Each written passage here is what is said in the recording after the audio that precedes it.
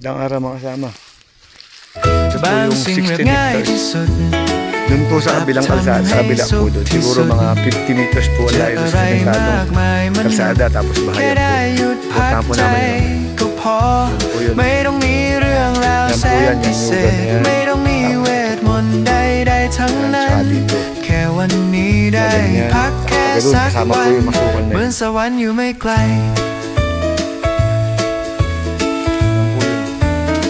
16 มื้อ meters. เย็นที่กินพร้อมกันบทสนทนาไม่ต้องดังเสียงหัวเราะที่ฟังแล้วดีจังทำให้ความเศร้าหายไปเดินเล่นข้างทางก็ชิลดีลมโชยพัดเย็นเย็นแสนสบายความสุขที่จริงแล้วช่างง่ายได้ Bahay po doon, di po yung แค่อะไรที่สบายใจก็พอ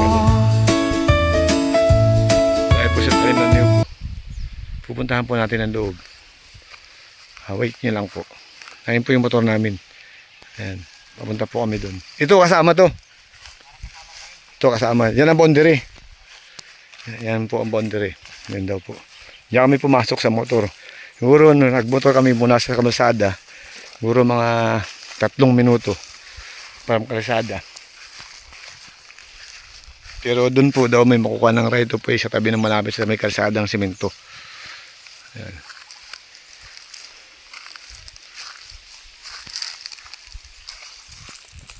Tara kasama, pupunta po tayo doon sa kabila. Oh, ginagawang rancho, madaming alagang baka. Tara po, dito po tayo sa tinuturo ko kanina na nyugan. Ito po yung loob. 100% po taga sinaplat. Ayan po ang bunga ng niyog. Ayan po ang niyog. Ang dami po niyog. Ang ganda po. Saka mga yun, mabababa pa. Takaran pa lang halos yung property. Mga nyug pala. Na may malaking mangga po yan. Ito po tayo sa dulo.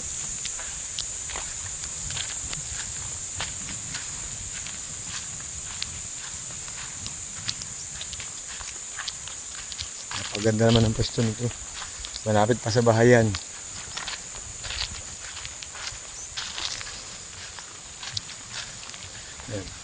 May mga tanim po na niyog, tapos mga wood lumber. Yan. Doon po kami galing kanina. Ito po yung tinuturo ko sa video kanina ngayon. Ito po yun. Yan. Ito po yung nyugan. Yan.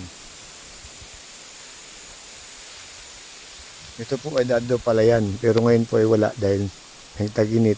Pwede po yung gawing taniman po ng talong o mga mais. Ang ganda po ng pisto na yan. Pwede po lagyan ng maisan yan. Okay, gawin natin itong rancho. Dito po itong gawin rancho. May balo naman po daw dito. May kuryente po. Lapit po na sa poste. Doon po ang poste sa kabilang side doon. Ayan po ang nyugan nyo. Ang ganda po ng pisto. Ibali na ito mga kasama. Mama at sir. Ayan, ganda ng nyug. Hindi ka naman talo. Dito itong gawin subdivision, 100% po ito na plat. From highway po siguro mga 1 oras kalahati po ang layo nito doon.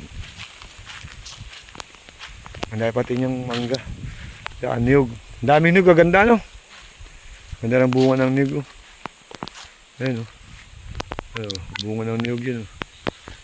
Ayan o. Takaran pa halos yung iba no? Doon o, nabababa pa sa part na yun o.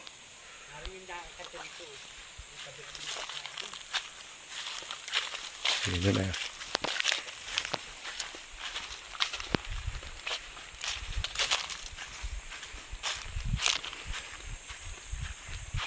Ayan ang kapal ng bunga ng niyog.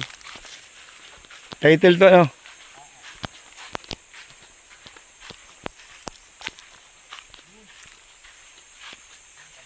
Ang ganda ng niyog. Malapit din yung pagkitan. Bandarito. Ang bahay niyo.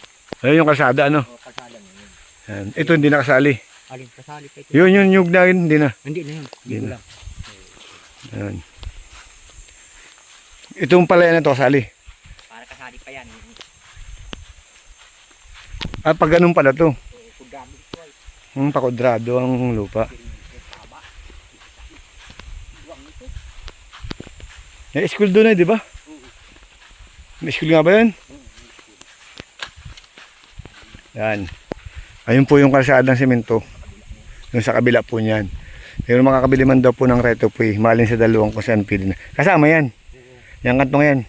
Kasama po daw yung property, yung kanto na yun. Kaya andun po yung school sa kabila. Yan kasama po. Yan po yung kalsada ng sementado. Yan, yan. Yung kabila lang po na bahayan na yan. Yan po yun. Ito po yung property. Yan. Ito. Tapos kasama po ito. Yan. So, may mga bahayan po yan. Yan. Sementado po yung kalsada na yan. Yan. Ang ganda po ng pwesto ng property. Oh. Panalo ka dito. Sabi nyo na ito mga kasama.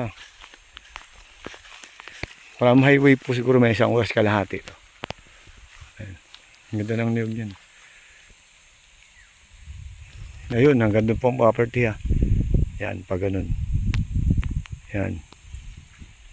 Ambos, andun yung kalsada. Ayan. Yung bahayan na yan, kalsada po yan.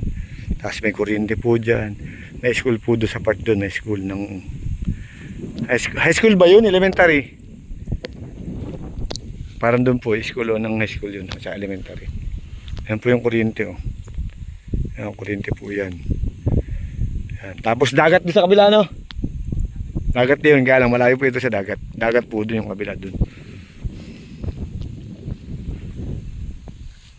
Ang ganda ng pwesto. Panalo, panalo. Gaya lang, pwedeng gawin rancho.